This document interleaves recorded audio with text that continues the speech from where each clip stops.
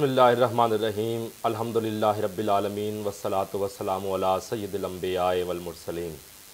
ایک دفعہ اور بطحا سے فلسطین کو آ، راستہ دیکھتی ہے مسجد اقصیٰ تیرا۔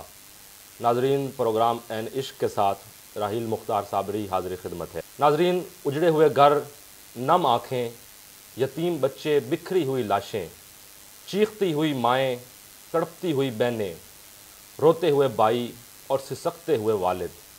میں دیکھ رہا ہوں کہ فلسطین لہو لہو ہے۔ ارض مقدس اور قبلہ اول کی بے حرمتی پر اقوام عالم کیوں خاموش ہے؟ اس سوال کا جواب ہمیں نہیں مل رہا۔ یقیناً یہ خاموشی انتہائی افسوسناک ہے۔ عالمی برادری کو قبلہ اول اور فلسطین کا یہ جو حالات چل رہے ہیں اس پر ضرور ایکشن لینا چاہیے۔ اسی موضوع پر گفتگو کرنے کے لیے آج کے ہمارے مہمان، جو کسی تعارف کے محتاج نہیں، دنیا تصوف کا ایک بہت بڑا نام، مرشد کامل، سجادہ نشین آستانہ عالیہ خواجہ محمد یار فریدی گڑھی شریف، رحیم یار خان، آپ چیئرمین ہیں خواجہ محمد یار فریدی ٹرسٹ کے اور صدر ہیں نیشنل مشائخ کونسل پاکستان کے۔ میری مراد اور یہ انتہائی خوش قسمتی ہے میری بھی، خان اسٹوڈیو کی پوری ٹیم کی، این عشق کی پوری ٹیم کی، کہ آپ نے اپنے قیمتی لمحات سے کچھ وقت ہمیں عنایت کیا۔ ہم آپ کے انتہائی مشکور ہیں۔ میری مراد مرشد کامل حضرت خواجہ غلام قطب الدین فریدی صاحب۔ السلام علیکم حضور۔ وعلیکم السلام ورحمۃ اللہ۔ بہت شکریہ حضور، آپ نے وقت دیا ہمیں۔ حضور، جو فلسطین کی موجودہ صورتحال چل رہی ہے اس کے حوالے سے کچھ اظہار خیال فرمائیں۔ موجودہ دور میں جو صورتحال فلسطین کی ہے اس پہ پوری دنیا تشویش کا شکار ہے۔ انتہائی ظلم اور بربریت کا مظاہرہ کیا جا رہا ہے۔ صہیونیوں نے فلسطین پر انتہائی ظالمانہ اقدام کیے ہیں۔ بچوں کو شہید کیا جا رہا ہے، جوانوں کو، عورتوں کو، بوڑھوں کو شہید کیا جا رہا ہے، اور بلا وجہ یہ جنگ چھیڑ دی گئی ہے۔ مظلوم فلسطینیوں کے ساتھ پورا ملک ان کے شانہ بشانہ کھڑا ہوا ہے، اور ہمارے وزیر خارجہ مخدوم شاہ محمود قریشی صاحب اسی مشن پر مختلف ممالک کا دورہ بھی کر رہے ہیں۔ اللہ رب العزت نے ارشاد فرمایا، وَلَن تَرْضَىٰ عَنْكَ الْيَهُودُ وَلَا النَّصَارَىٰ حَتَّىٰ تَتَّبِعَ مِلَّتَهُمْ، کہ یہود اور نصارہ اے محبوب آپ سے کبھی راضی نہیں ہو سکتے جب تک کہ آپ ان کی خواہشات پر عمل کرنا نہ شروع کر دیں۔ یہود کو اس بات کا خوف ہے کہ مسلمان ایک ایسی طاقت ہیں جو پہلے بیت المقدس پر قابض رہے ہیں، اور یہودیوں نے پھر اس پہ ناجائز قبضہ کر لیا۔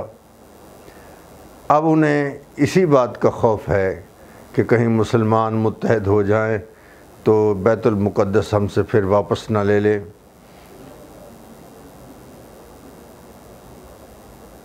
یہ مقدس مقامات ہیں جن کی وہ بہت زیادہ توہین کر رہے ہیں۔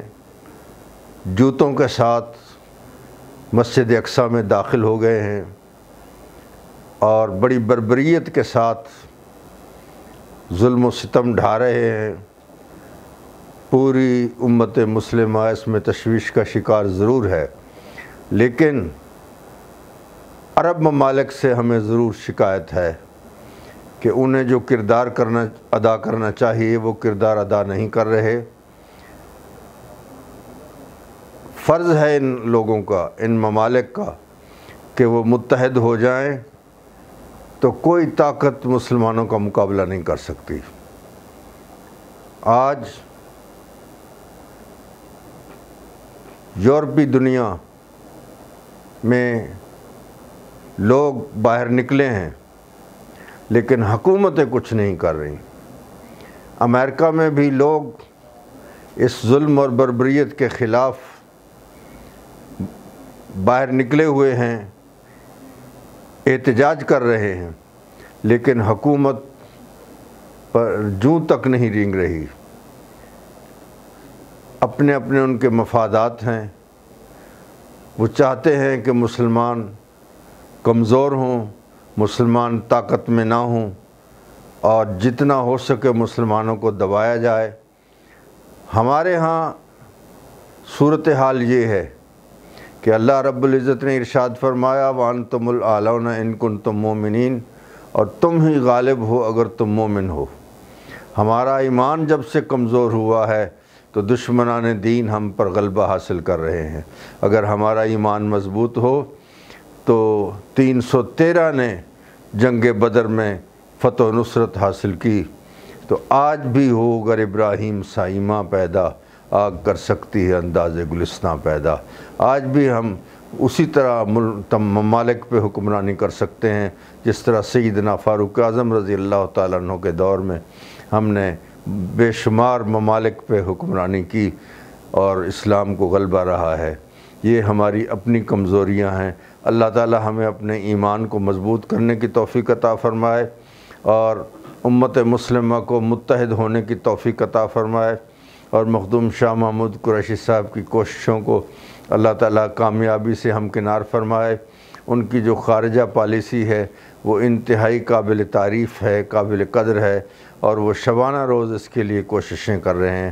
اللہ تعالیٰ ان کو کامیابی عطا فرمائے، ملک پاکستان کو بھی کامیابی عطا فرمائے، افواج پاکستان کو کامیابیاں عطا فرمائے، اور اللہ تعالیٰ ان مظلوم فلسطینیوں کی مدد فرمائے اور ان کو ان یہودیوں کے ظلم و ستم سے آزاد فرمائے۔ جی بالکل حضور، بہت اچھے انداز سے آپ نے تمام پہلوات کا جو ہے وہ احاطہ کر لیا ہے، تمام موضوع کو آپ نے اپنی گفتگو کے اندر سمو لیا ہے۔ حضور، حکومت وقت کو آپ کیا پیغام دیں گے؟ ان حالات میں ہماری حکومت کو کیا کرنا چاہیے؟ حکومت پاکستان کو اپنا فرض پہچاننا چاہیے اور ایک گول میز کانفرنس بلائی جائے، اسلامی سربراہی کانفرنس بلائی جائے، اور اس میں یہ مسئلہ رکھا جائے، تمام اسلامی سربراہ اس میں شامل ہوں اور متفقہ لائحہ عمل کریں اور اس پہ عمل کریں۔ اور ہمارے علماء کرام اور مشائخ عظام، ان کی کیا ذمہ داریاں ہیں؟ ان کو کیا کرنا؟ علماء کرام کو رائے عامہ ہموار کرنی چاہیے